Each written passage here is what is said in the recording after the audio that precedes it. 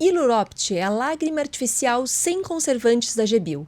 Proteção e lubrificação da superfície ocular e alívio dos sintomas do olho seco leve a moderado e para usuários de lentes de contato. Hiluropt Max é a lágrima artificial sem conservantes da Gebio que promete máxima hidratação e proteção sem embaçamento, para o olho seco moderado a grave e repitelização no pós-cirúrgico. Tanto o Hiluropt 015 quanto o Hiluropt Max utilizam frasco multidose com sistema OSD, que permite que o produto não tenha conservante em sua fórmula.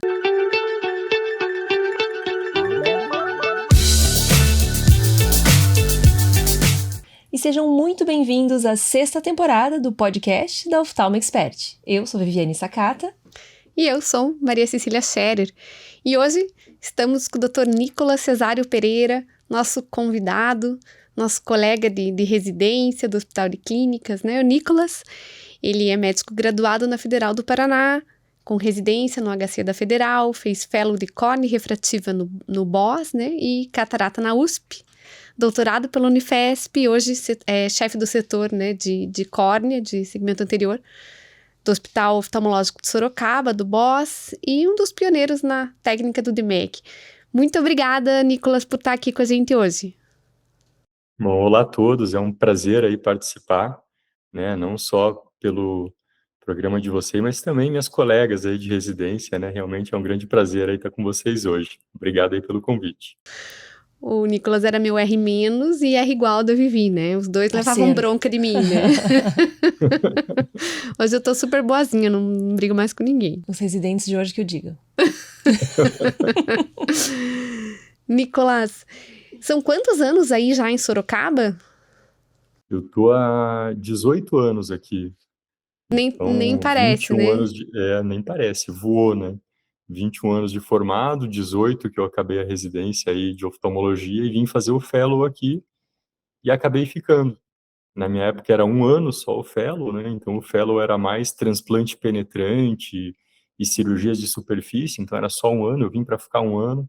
Aí no meu ano foi quando iam começar as cirurgias lamelares, os transplantes endoteliais, e aí o boss sempre, né, à frente, querendo começar tudo do mais moderno, já quis começar, né, com esse programa, e aí foi oferecido para o pessoal da minha turma ficar um 2º ano opcional, que seria o 2º ano para fazer esses transplantes lamelares, endoteliais, e aí entraria cirurgia refrativa, entraria anel, crosslinking, que na época também era tudo novidade, ninguém estava fazendo ainda.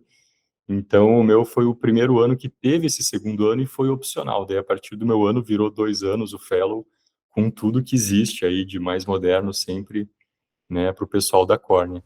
Inclusive, curiosidade, nós dois fomos juntos para fazer a prova para o fellow, né, Nicolas? Beleza. Uhum. Mas eu queria fazer Unifesp, né? Eu queria uma coisa mais clínica, assim. Na época, o Boss era muito conhecido por operar muito, né? A cirurgia do transplante era absurda, né? Ainda é, até hoje, né? E aí ele ficou lá e eu fiquei no Unifesp. Quantos fellows eram na época, Nicolas?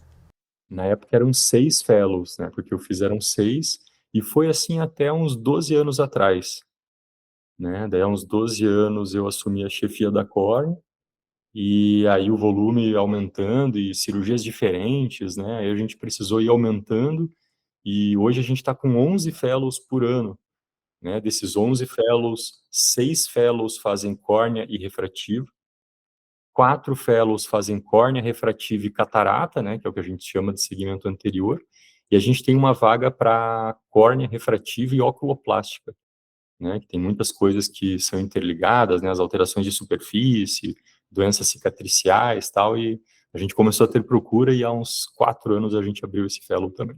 Super legal, né? Nicolas, e ao longo desses 18 anos muita coisa mudou, né? Principalmente no comportamento, assim, são outras gerações, né? A gente ainda é bastante jovem, você principalmente, né? Da mesma cara. Mas os comportamentos são diferentes hoje, né? Então, pelo que você vem acompanhando, continua acompanhando, o que te chama mais atenção, não só a sua, né? Como dos teus colegas preceptores aí, dessas novas gerações? Isso é muito interessante, né, a questão das gerações, né, eu me considero ainda super novo, parece que foi ontem, né, que eu acabei tudo, e né? Mas a gente sabe que o tempo passou realmente, né? Então, aí 18 anos que eu vim para cá, né? E fiz meu fellow. E quando falam de gerações, é um assunto muito frequente isso, né? Principalmente no ensino, né? A gente trabalha com ensino, com fellow, com residente, é uma coisa que sempre vem, né? Como que estão as novas gerações, o que que mudou, né? Como a gente pode atuar para melhorar o ensino, tudo. E uma coisa que eu sempre digo quando a gente fala de gerações é que primeiro é importante entender que é uma média que a gente está falando, né? Então, claro, tem pessoas que na nossa época já se comportavam mais parecidos com o pessoal da geração de hoje, e tem pessoas da geração de hoje que se comportam mais parecido com o que foi a nossa época, né? Mas o que a gente percebe, assim, com as novas gerações, né, a gente vê tantos pontos positivos quanto pontos negativos, talvez não pontos negativos para essas pessoas, mas talvez com a maneira que é o ensino, como o ensino tem funcionado, porque às vezes ele não acompanha tão rápido quanto as mudanças geracionais, né? E uma coisa que a gente viu de uma coisa muito boa nas gerações, primeiro é a familiaridade com tecnologia, né? Então, claro, a gente também, né, acabou pegando essa área tecnológica no começo, mas as gerações mais atuais, elas pegam cada vez mais fácil, né? Então, quando a gente precisa de alguma coisa de tecnologia, né, ajudar a ver alguma coisa da câmera, filmagem, edição, né, agora com inteligência artificial, então as novas gerações, né, têm esse ponto positivo da facilidade com a tecnologia, né? Isso é uma coisa bem interessante, né? Então a gente vê que às vezes eles ajudam a gente nessa parte também, né? Isso é bem interessante, né? As novas gerações são chamados aí os nativos digitais, né? Que eles já nasceram com toda a tecnologia. Né? A gente não, a gente nasceu praticamente não tinha, né? Eu não usava No computador na minha lápis infância, papel. não existia isso. Exatamente, né? Isso muda um Então, pouco as assim, isso... relações também, né, Nicolas? Eu fico pensando na educação de filhos, né? Mas muda as relações, porque antigamente a gente só tinha pra quase que sugar, né? A gente sugava. Hoje não, hoje eles têm algo a oferecer, então vira uma troca. Eu acho que isso implica em muita coisa, né? Exatamente. Então, assim, a gente sente essa troca, né, que é uma coisa super legal, muito interessante, né, para todo mundo. Então, essa questão da tecnologia é muito interessante, né, essa troca que acaba acontecendo também, né, porque eles têm acesso à informação mais fácil, né, então, às vezes, eles trazem informação, né, às vezes a gente está na nossa correria resolvendo coisa do hospital tal, eles estão lá focados no fellow, eles trazem informação nova, porque eles têm fácil acesso, né, então toda essa tecnologia realmente traz muitos benefícios para todo mundo, né, uma troca que eu acho que ajuda todo mundo, né, uma outra coisa que também é interessante é a flexibilidade, né, eles têm uma flexibilidade grande, eles valorizam isso, e isso tem um ponto positivo, né, de realmente a gente poder contar com essa flexibilidade para as atividades, para as diferentes atividades, mas tem uma coisa que é um pouco difícil que a gente vê mudando nas médias, né, das gerações. Então a gente vê, por exemplo, o nosso fellow, ele é um fellow muito puxado.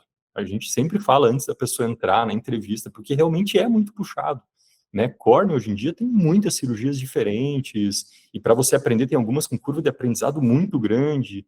Então o fellow ele é puxado, é um fellow que é período integral praticamente os 2 anos, no segundo ano tem um pouquinho mais de folga, e, além disso, algumas noites, né, tem plantão noturno, né, de cirurgia de urgência, até alguns finais de semana, né, então a gente faz projetos de atendimento social final de semana, então, realmente, o fellow, ele é muito puxado. E a maioria das gerações atuais gostam de um pouco de mais flexibilidade, a gente não consegue ter essa flexibilidade no fellow, entendeu? E a gente já pensou várias maneiras de tentar melhorar isso, flexibilizar mais, mas com o volume que a gente tem, né, com todas as atividades que a gente tem uma dificuldade de manter essa flexibilidade que eles procuram, né? Então isso às vezes é uma coisa difícil da gente conseguir, né, evoluir em relação às gerações atuais. Eu vou dar um Com isso, exemplo. Desculpa, Nicolas, te cortei, pode não, continuar. não tinha. Eu vou dar um Com isso, exemplo, assim, que não é por mal, assim, eu tô falando... É um fato, né? A gente que é dessa geração diferente. Eu tava ali no café, ali na sala dos médicos, no hospital, né? E aí tinha um R1 com essas garrafas modernas que tem de água, sabe? Que tem, sei lá, Que é um marco deles também, né? quantos litros que tem de água naquilo, né? Aí ele enchendo assim e falou pro colega assim: eu não tomei nem 1 litro de água hoje ainda. A gente já tá quase na hora do almoço. Eu também tá muito corrido. Gente, aquilo foi tão significativo assim pra mim, porque eu falei, gente, na minha época, a minha geração é a geração assim, que o legal era quando o cirurgião jogava as coisas bisturi na parede, né? Que te dava esporro, mandava você sair. Você não ia no banheiro, né? O tradicional era você... E aí sim que você não tomava água, porque senão você ia precisar no banheiro, você não podia ir no banheiro, era R1, né? Então, é um choque, assim, de realidades. Eu não tô falando que eles estão errados, né? Nem, eu acho que eles estão certos, né? Porque, afinal de contas, é saúde, né? Quando você tem que estar bem para poder oferecer o teu melhor, né? Mas eu acho que Mas é muito diferente, sim, né? é uma história que vem lá desde pós-guerra, né? Quando eles tinham que reconstruir, eles não podiam, né, piscar, era trabalho, trabalho, trabalho, trabalho, estudo. A gente é a segunda geração disso, né, pós-guerra, e eu acho que isso foi flexibilizando, realmente eles prezam muito pela saúde, pelo bem-estar, pelo exercício físico, a gente vê que isso é inegociável para eles, Sim. né, é muito interessante mesmo. Exatamente. Então, esse exemplo que você trouxe, isso foi, assim, perfeito, porque, na verdade, essa flexibilização que eles procuram vem junto com a procura do bem-estar.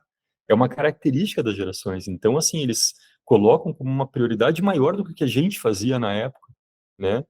E é interessante que a gente vai mudando, né? Eu hoje priorizo muito mais meu bem-estar do que eu priorizava antes, né? E essas gerações trazem isso pra gente. Só que trazem junto a dificuldade, né? Às vezes, por prezar muito o bem-estar, às vezes eles acabam, assim, eu não digo deixando de se esforçar tanto quanto deveria, mas, assim, às vezes acaba levando para um lado um pouco negativo. Então, por exemplo, hoje em dia é muito mais comum a gente ter os esquemas, sabe? Alguém tentando fazer esqueminha para faltar um dia, para, né, ficar ausente, para ter um período livre a mais, para de repente fazer uma viagem, para de repente ter um período livre para fazer um esporte, né, um hobby. Então, claro que não é errado a procura pelo bem-estar.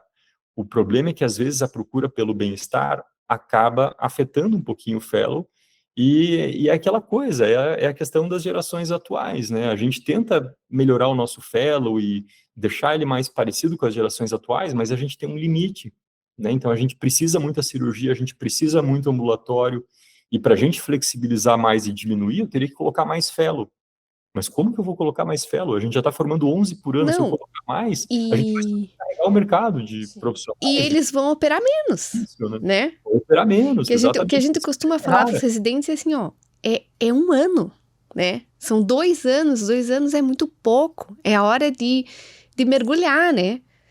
Porque se Exatamente. você colocar um fellow para eles, que eles vão fazer um transplante por semana, eles vão falar, opa, mas aqui eu não vou aprender.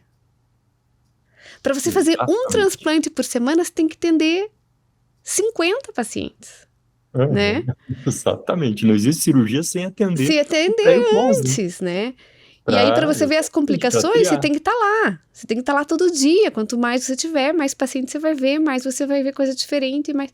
Então, o que eu penso, assim, pro nosso lado, é que é um pouco de tempo que você vai doar a mais, né? Que você vai priorizar aquilo, para mais para frente você ter conquistado isso e poder priorizar. Que nem você agora, depois de 18 anos, tá mais do que na hora de priorizar a saúde, né?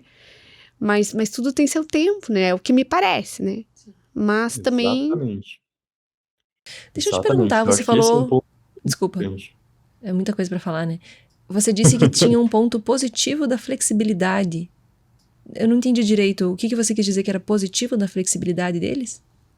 É positivo deles terem essa flexibilidade. De repente você fala, não, ó, a gente vai precisar mudar algumas coisas, a gente vai precisar colocar, a gente está fazendo um curso prático, a gente vai precisar que vocês ajudem no curso. Então, assim, eles são flexíveis, Versáteis. Uhum. sabe? A gente precisa versátil, a gente precisa mudar alguma coisa, precisa fazer uma coisa nova, eles vêm, ajudam, veem o que pode melhorar, o que pode fazer de melhor. Então, né, isso é uma coisa bem interessante realmente dessas gerações.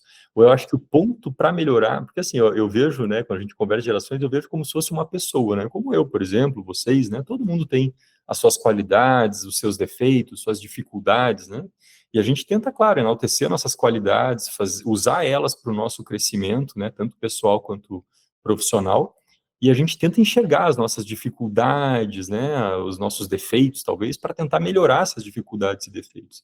Então, o que eu vejo dessas gerações é isso, né, de talvez essa questão de priorizar tanto o bem-estar, né, talvez no fellow, né, não puxando para o meu lado que coordeno, né, o fellow, Mas, assim, o fellow é a última etapa da nossa formação profissional, né? Então, a gente vê, por exemplo, colegas que não fizeram uma faculdade tão bem, fizeram uma residência meio largado, tal. De repente, o cara fez um fellow, se empenhou, publicou, se empenhou para virar um cirurgião bom, ia lá, fazia tudo demais.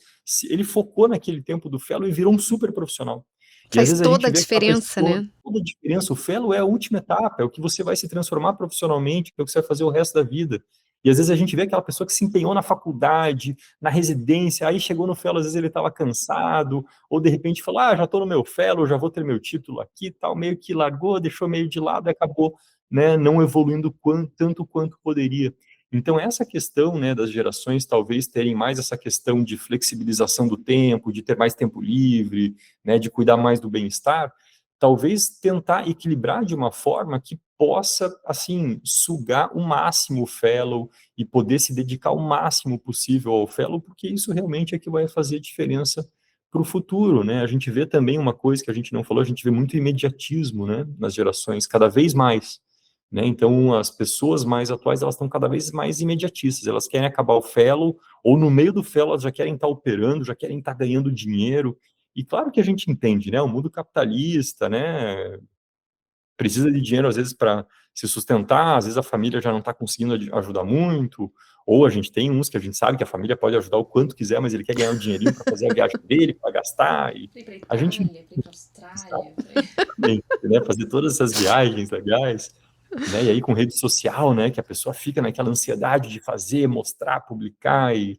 então, assim, a gente vê isso e talvez tentar focar um pouco mais no fellow, priorizar essa etapa, né, talvez deixar um pouquinho de lado tanto essa questão de, né, não do bem-estar, eu acho que cuidar da saúde tem que cuidar, né, mas talvez priorizar mais o fellow, né, diminuir um pouco, né, as viagens de prazer, de lazer, né, pelo menos nesse ano que vai fazer o fellow, ou nesses 2 anos, para realmente você poder colher os frutos de uma forma mais efetiva nos próximos anos, que vão ser o resto dos anos da vida, né? São dois Então, acho por que 40 ou 50, né? 2 anos por 40 ou 50 depois. Acho que é uma exatamente. troca Então, é os boa. 2 anos que vai fazer a diferença, né? Com certeza. Nicolas, e vocês devem ter muitos candidatos, imagino, né? Porque Sorocaba se destaca, né, no cenário nacional. Vocês conseguiram, né, uma disponibilidade enorme de córneas. Então, para quem quiser aprender transplante e suas técnicas inovadoras de transplante lamelar, esse é o lugar, né? Imagino que vocês tenham muitos candidatos, seja concorrido. E quando vocês estão avaliando, né, esses candidatos, para vocês que já tem essa experiência, né, de tanto tempo ali convivendo com os fellows, e a gente tá sempre, quando escolhe um candidato, né, ao contrário às vezes do que quando a gente é mais novo, do outro lado a gente pode pensar, gostou de mim, não gostou, a gente sempre tá olhando para o funcionamento do serviço, né, essa que é a verdade, o que que vai ali encaixar, o que que vai agregar, vai funcionar, né, e não vai emperrar, né. E quais são, então, essas habilidades, assim, que para vocês são mais importantes nesse candidato para entrar aí no boss?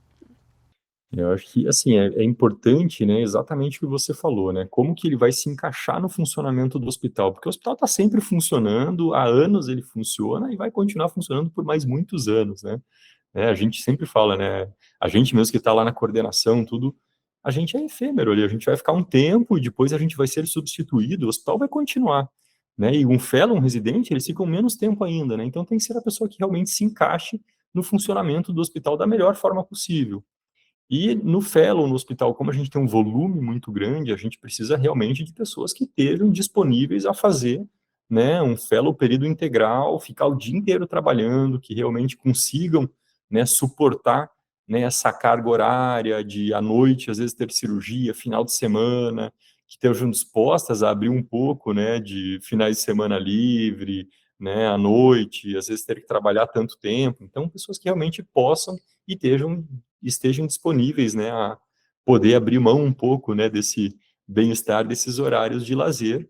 Além disso, a gente tem muita gente trabalhando junto, então o ideal é que sejam pessoas que consigam trabalhar bem em equipe, né, que tenham um bom diálogo, né, que não vão discutir por besteira, que vão resolver o que precisa, né, pessoas idôneas que façam tudo, né, de uma forma correta, né. Então, assim, a gente procura principalmente essas características E também é importante lembrar que tem que estudar muito, né? A gente no Fellow, a gente é super certinho na seleção, então tem o percentual da prova, tem o percentual da entrevista, mesmo a entrevista não é uma coisa que a gente fala, eu gostei, eu vou dar 10, não gostei, eu vou dar 0, né? Tem os critérios, né? Então, claro que a gente analisa essa questão da característica, né, do candidato, mas também tem que ir bem na prova, tem que ter as outras questões, né, como o currículo, a gente acaba analisando tudo, mas eu acho que essas características são realmente bem importantes para um candidato. Ele precisa ser bom cirurgicamente, eu digo, no momento que ele vai entrar, ou ele pode não ter tanta experiência cirúrgica que vocês vão conseguir suprir isso com ele? Na verdade, assim, o ideal é que pelo menos tenha meio a meio, assim, né? Se entrarem 11 que não têm experiência cirúrgica nenhuma, às vezes fica um pouco difícil, né? Mas é difícil isso acontecer. Mas a gente começou a perceber muito isso depois da pandemia, né? E principalmente no pós-pandemia. Então, no pós-pandemia, a gente teve muitos residentes que operaram pouquíssimo, né? Então, a gente tinha residente que vinha para a prova, a gente perguntava na entrevista aí, como é que foi tua residência, né? Quantas cirurgias você fez? Ah, doutor, pois é, eu peguei o pós-pandemia, tal, fiz 5 cataratas. Então, assim, a gente tem vários candidatos de serviços que vêm comunicando isso pra gente. Não, eu fiz 5, fiz 10 cataratas, não me sinto bem sozinho operando, né? E a gente teve candidatos assim que conseguiram evoluir e ficar super bem, né? Só que daí a gente precisa um pouco de um equilíbrio, né? A gente precisa que tenha alguns candidatos que já tenham uma certa experiência para equilibrar e a gente conseguir treinar esses cirurgiões que ainda não foram treinados, né? Para que eles consigam pegar uma experiência para poderem sair aí, né? Como cirurgiões mesmo. Deixa eu te perguntar uma curiosidade que me veio quando você falou, dentre as habilidades outras que você fala aí, a comunicação, né, a capacidade de comunicação e o equilíbrio emocional, que a gente sabe que é uma coisa que é difícil, né? Ao mesmo tempo, isso é muito difícil de você colocar na ponta do lápis ali quando você cria uma entrevista, pontuação disso, né? Como é que funciona isso aí no Boss para quem quer tentar, né? Para quem... como é que é o peso disso, assim, certo? Prova teórica, entrevista tem vários quesitos. Provavelmente pesquisa científica, né? Currículo, Publicação, acho que currículo, tem, né? isso, o que entra. E aonde entram as soft skills, você consegue aí dividir tua experiência? Como é que você avalia isso?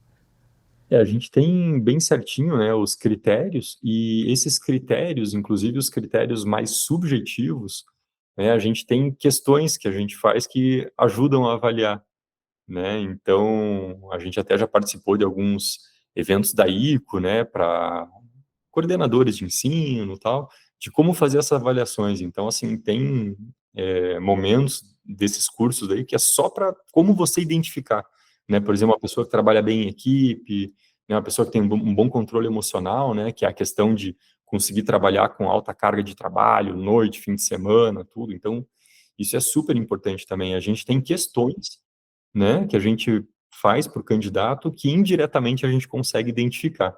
Né, Porque isso claro, eu não acho vou que falar é... todas as questões, Não, é essencial. Eu acho que isso é Spoiler. mas assim, é essencial, né? essencial, né, e você veja, a gente precisa treinar para isso, né? A gente precisa treinar, então existe, né, existe lá o curso do ICO, a gente fez tudo, né, e, né, do Conselho Internacional de Oftalmologia, a gente fez, e isso ajuda muito, né, porque se antes a gente ficava, nossa, mas e esse candidato? Né, a gente ficava naquela, e aí, o que você achou, né? Hoje não, a gente tem perguntas, né, questões objetivas que a gente faz que indiretamente conseguem trazer isso para a gente, e a gente tem um peso, né, tem o peso da prova, que é um peso um pouco maior, e tem o peso da entrevista, que inclui, né, a questão de currículo, né, publicações, né, apresentações em congresso, participações, e inclui essa parte pessoal também, né, que a gente acaba triando com essas questões que a gente faz ali na hora. Perfeito, isso está incluso então, né? Tem uma É incluso, pontuaçãozinha ali. com Muito legal. certeza. Tem que estar mesmo. Super legal, não, com certeza, isso faz toda a diferença, né? Nicolas, você continuou pulando de paraquedas? Parei. Parei faz 8 anos. Jura? Nossa, tudo isso já. Mas é uma questão assim, muita gente vem, nossa, eu ouvi falar que você saltava de paraquedas, né? Saltava mesmo, né? Tem até hoje aqui em casa, tem 2 mochilinhas lá, 2 paraquedas completos, tudo. Você era Eu instrutor, saltei né? Ou não? não cheguei a ser instrutor de dar aula, mas assim, eu saltava muito, então eu era amigo dos instrutores, participava de recorde, de campeonato, né? Eu fiz 1.500 e poucos saltos, né? Ao longo de 20 anos, saltei dos 17 aos 37. Isso era para você um hobby, né? Você não quis levar isso Sim, como a tua profissão, mas sim um exatamente. hobby, né? Foi um hobby E que fez parte da minha da tua vida, vida. né. Vocês viram isso de perto, porque na época que eu estava na residência, era uma Aham. época que eu era bem ativo, né, no Tinha o para recorde, né? Você tinha que participar. Que, doutora, vai é, ter um recorde, eu tenho que exatamente. ir. Aham. Teve o recorde sul-americano em Florianópolis, né, cento e poucos paraquedistas, todo mundo de mão dada em queda livre, né, foi lá em Florianópolis, eu Você, bati o tro recorde bem na época de residência. você trocou esse hobby por algum outro hobby? Eu Ou tá tenho outros meio hobbies, hoje abandonado de hobbies? aham.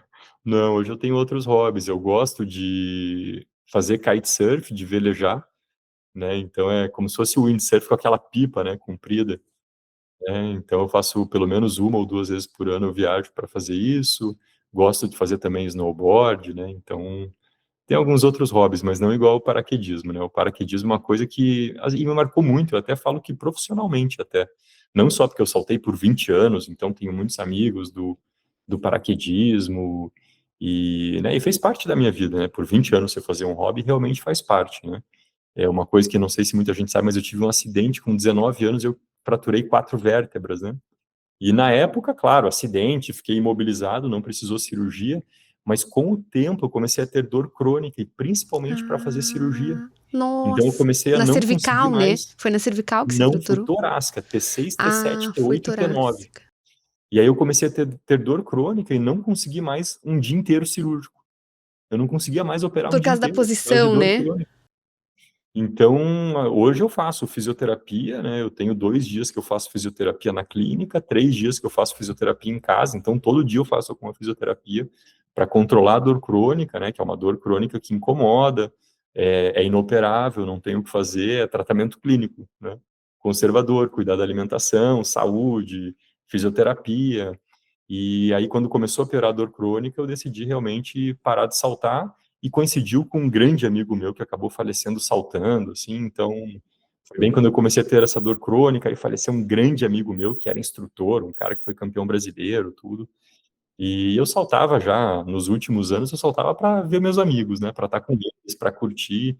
E aí eu achei melhor parar, né, já estava com dor crônica, chegando perto dos 40, né, perdi um amigo, eu falei: "Não, acho que tá bom de saltar de paraquedas", né, ficaram aí as grandes memórias, e eu acho que ficou uma coisa que me ajuda muito, sabe, principalmente em cirurgia, né, então hoje eu acabo fazendo muita cirurgia desafiadora, né, cirurgia sim, a gente ensina tudo para os fellows, né, então eles vão saindo, e cirurgias mais simples a gente tem um monte de cirurgião pelo Brasil inteiro que faz, e hoje eu recebo muitas cirurgias complexas, né, então caso complexo, tal, eu trabalho muito com caso complexo, que na hora, né, poxa, você tá com um caso complexo ali na tua frente, é importante você manter a calma, tudo, e eu acho que o paraquedismo me trouxe isso, sabe, de no momento que você tá lá caindo a 400 por hora, 300 por hora, você manter a calma, manter o foco, né, e com isso você conseguir Consegui fazer o que você precisa de uma forma mais tranquila, né, sem aquele estresse prejudicando o teu ter a raciocínio e tal. clareza de raciocínio para dar o teu melhor, né? Exatamente, então eu acho que isso me ajudou muito como cirurgião, sabe. Mas Eu deixa eu tenho essa falar, alguém que te conexão, assim. conheceu, né? Nós duas te conhecemos muito jovem, né?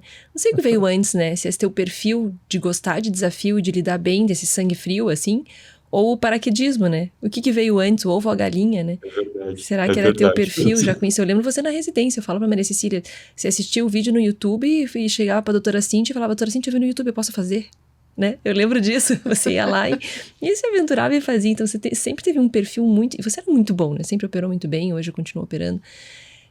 Então, eu não sei o que veio antes, mas certamente acho que o que a gente vai fazendo na vida molda quem a gente é hoje, né?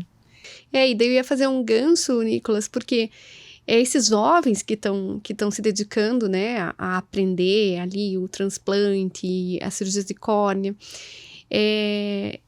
você chega a perguntar se eles têm um hobby, você conversa com eles sobre isso? Aham, com certeza, eu acho que é super importante, né. É importante você ter a tua vida, né, extra profissão, né.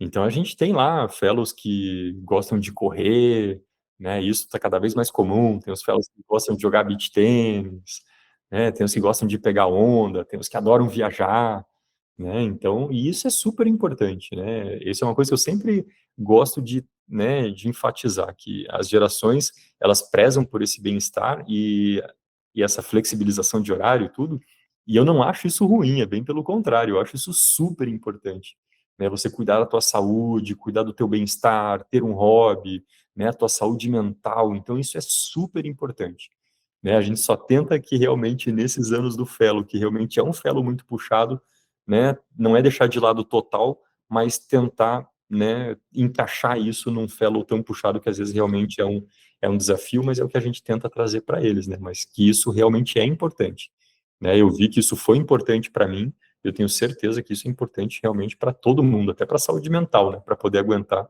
essa correria toda, esse estresse que é, né? Trabalhar com paciente, saúde, tudo, né?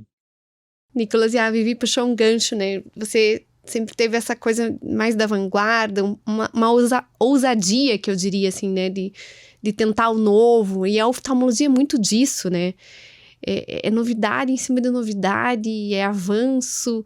Você nem deu conta do primeiro, já tem o segundo, né? Eu dou risada, porque os transplantes lamelares é uma sopa de letrinha, né? Que muita gente falou, não, eu parei lá atrás. No DALC, né?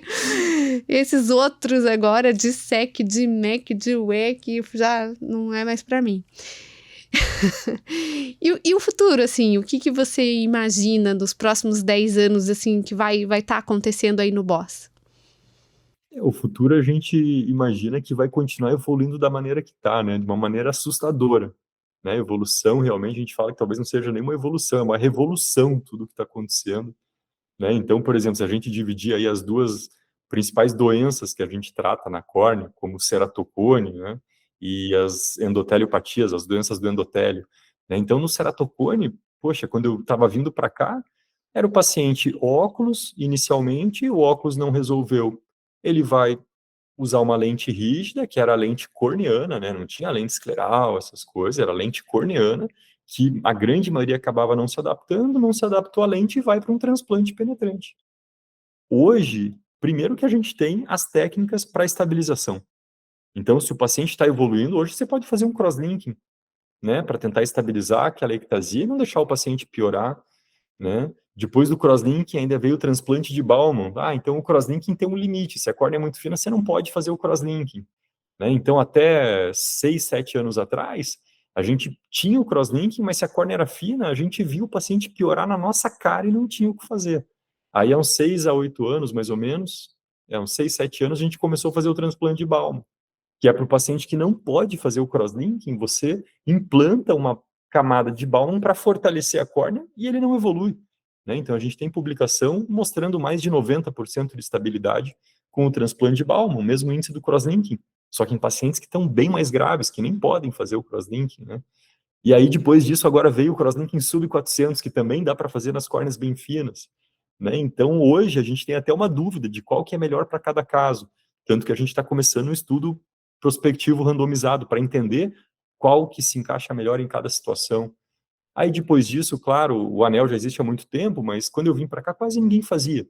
E aí, no ano que eu vim para cá, começou a ter anel no nosso fellow, aí veio o laser de feno segundo, que aí democratizou a técnica, né? Antigamente, poxa, tunelizar era difícil, acabava perfurando, ou ficava superficial, o anel saía, extruía. Hoje, com laser, qualquer um coloca lá os dados no laser, o laser vai fazer um túnel perfeito, na profundidade correta, com menos risco de extrusão. Então, democratizou a técnica, né? Mais cirurgiões conseguem fazer o anel. E aí veio outras técnicas. Então, o transplante lamelar profundo, claro que já existe há muitos anos descrito, mas era muito difícil tecnicamente, pouca gente fazia, né? E aí, com a evolução das técnicas, hoje já ficou um pouco mais fácil, mais cirurgiões conseguem fazer, né? Então, dificilmente vai direto para um transplante penetrante, um paciente de ceratocone, dificilmente ele chega nisso. E agora a gente está fazendo o CARES, né? Que é o anel feito de tecido de córnea. Então, é como se fosse um anel de PMMA, o anel intraestromal que a gente usa para ceratocone, para regularizar a córnea. Nos casos que a córnea está muito fina e não dá para fazer o anel, em vez de ir para o transplante, a gente faz o CARES, que é um anel de tecido, né? Então, assim, a evolução é contínua, né, nessa área. Para ceratocone, a gente está vendo outras coisas aí que talvez estejam vindo, outras técnicas de crosslinking, né? Talvez conseguir colocar o excimer como uma forma mais segura de você regularizar um paciente com ceratocone associado com crosslinking, né? Agora está sendo estudado também maneiras de você mudar o índice de refração da córnea sem tirar tecido, né? Então, será que você vai conseguir regularizar uma córnea sem tirar tecido? talvez fortalecendo a córnea em vez de enfraquecendo, que era o que a gente fazia com Exmer. E aí vem terapia genética, né, e outras coisas que podem trazer todas essas, né, essas maneiras de você tratar sem ser tão invasivo. E a endoteliopatia, né, as doenças do endotélio, que acabou sendo aí um pouco meu xodó pelo destaque que eu tive com o DMEC, mas quando eu vim para cá, edema de córnea era igual a transplante de córnea, transplante penetrante, né? Aí no meu ano que eu vim, começaram a fazer o DISEC, né, que vai um disco de estroma e endotélio, implanta lá dentro da câmara anterior, por trás da córnea. Aí no meu ano que eu acabei o fellow, eu vi que, né, tinham publicado o DMEC, eu achei que ia ser o futuro, já comecei a fazer, né? Então, poxa, hoje uma microincisão, que não precisa nem dar ponto, você troca a membrana de DCM com endotélio, né? Paciente recuperando em uma semana, sem ponto, sem alterar a curvatura da córnea, risco de rejeição mínimo, né? Você consegue aí 90% a 100% do potencial visual dos pacientes. E aí, agora, nos últimos anos, veio o DIUEC, né? Que é uma cirurgia que você consegue só retirar a DCM com a gutata central de alguns pacientes com FUX, e você consegue reabilitar, às vezes, sem transplante, né?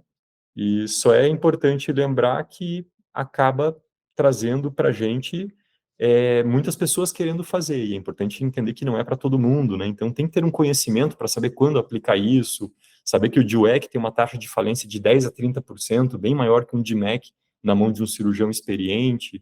E agora estão aparecendo aí novos implantes, eu não sei se vocês já viram, mas agora desenvolveram como se fosse um enxerto feito de acrílico, que você coloca como se fosse um enxerto de DMEC e ele faz uma barreira para não hidratar a córnea.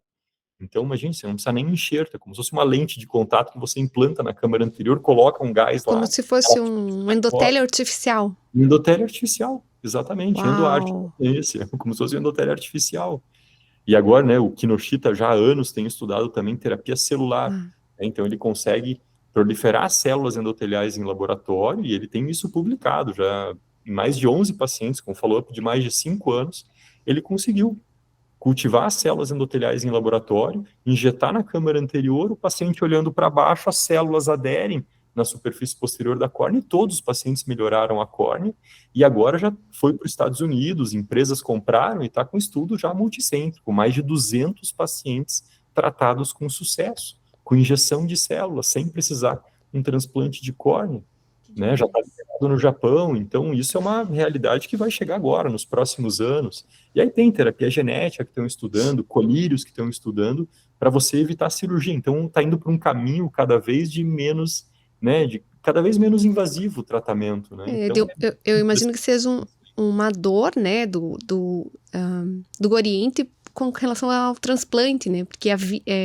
sempre sai de lá os trabalhos para evitar os transplantes, né?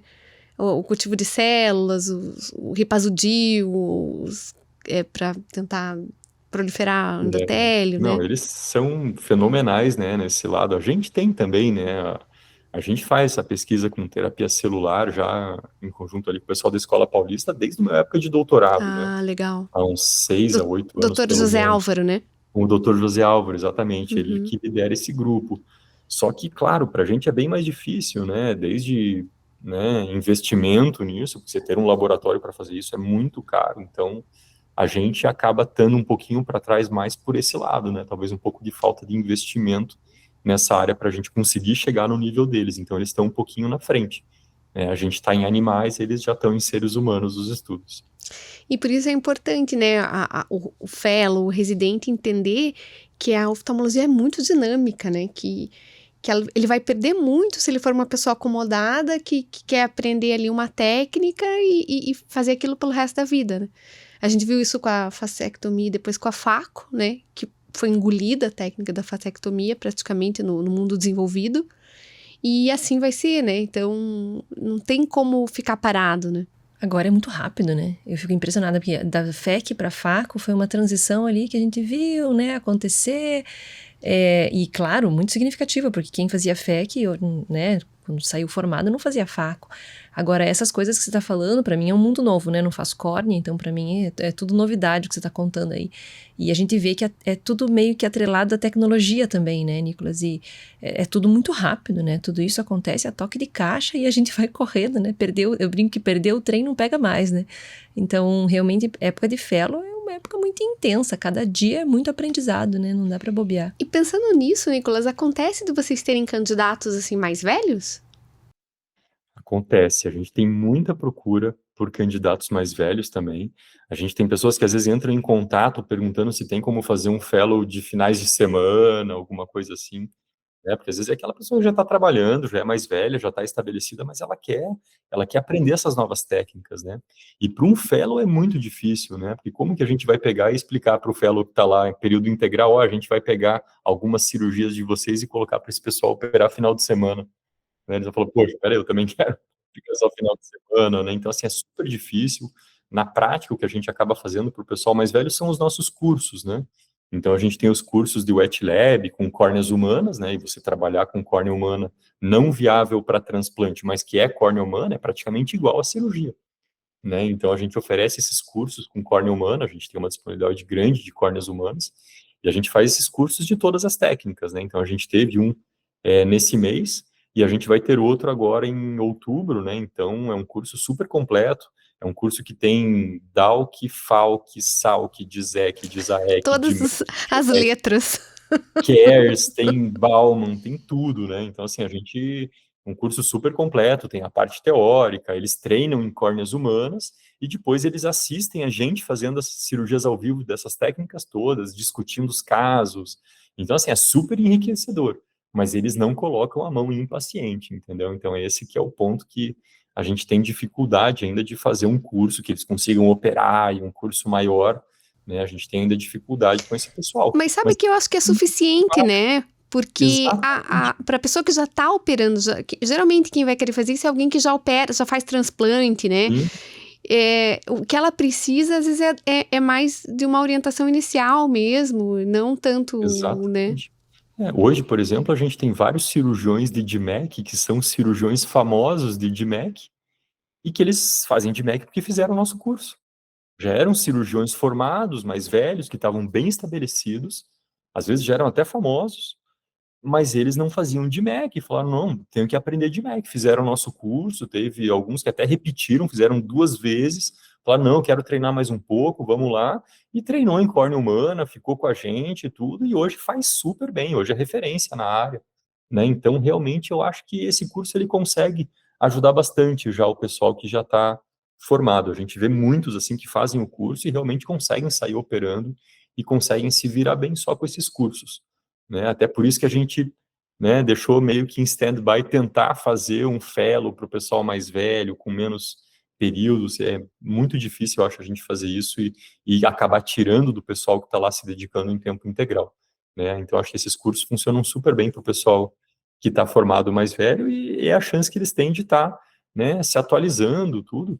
E isso é uma coisa importante também que eu falo sempre para os fellows, né? A maioria hoje em dia, cada vez a gente tem menos fellow querendo fazer estudo científico, publicar essas coisas, né? A maioria não vê o ganho, né, que você vai ter com isso, né? Mas eu sempre falo, ó, por mais que você não queira entrar na área acadêmica e ser um pesquisador e publicar um monte e tal, se você pelo menos do fellow se dedicar a 1 ou 2 trabalhos e entender como funciona um trabalho, para o resto da vida isso vai trazer um conhecimento que vai ajudar a estar se atualizando, né? Então, você vai poder ler um artigo científico, né, alguma coisa nova, por exemplo, terapia celular, daqui a um tempo vai chegar no Brasil, né? E como que você vai se atualizar? Como que você vai saber a maneira certa de correr, de fazer, né, de saber como evoluir, né? Você sabendo como analisar adequadamente um bom artigo, né? Então, no Fellow é uma ótima oportunidade para isso, e a gente vê que está cada vez mais difícil dos Fellows engajarem, assim, nessa área. E eu sempre falo isso, né? Tipo, se dediquem a isso, não porque vocês querem se tornar, né, alguém super, né, acadêmico, né, a gente sabe que a maioria não vai virar uma pessoa acadêmica, nem nada disso, né, mas pelo menos para ter esse conhecimento que isso, exatamente, esse senso crítico, esse benefício que vai trazer para a pessoa continuar evoluindo, porque não dá para parar, né, em medicina não dá para parar, em oftalmologia muito menos, porque tudo evolui muito rápido, e córnea está voando, né, se a pessoa ficar parada, realmente ela, né, ela vai ficar para trás mesmo. Super legal, hein, Vivi? Matar saudades do Nicolas, conversar sobre assuntos assim tão quentes, né? E só queria agradecer, Nicolas, tua presença aqui. Eu sei que você é super ocupado e ajudou muito, né, a gente entender a necessidade que os serviços têm do fellow, como, né, que eles devem se comportar. E eu queria passar para suas considerações finais aí, que mensagem que você tem aí para o pessoal que está assistindo a gente.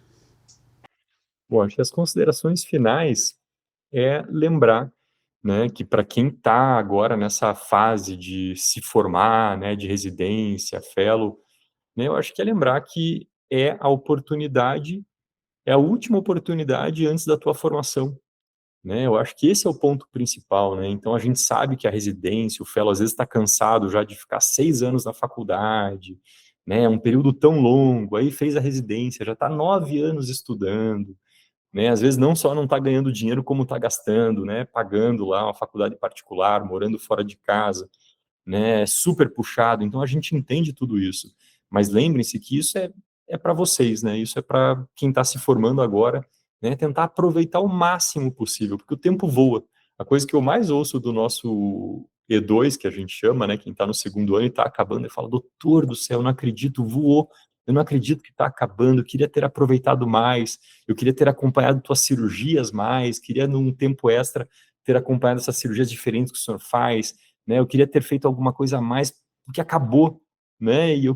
Parece que eu queria ter operado mais, feito mais coisa. Então, assim, aproveitem, porque o tempo ele vai passar.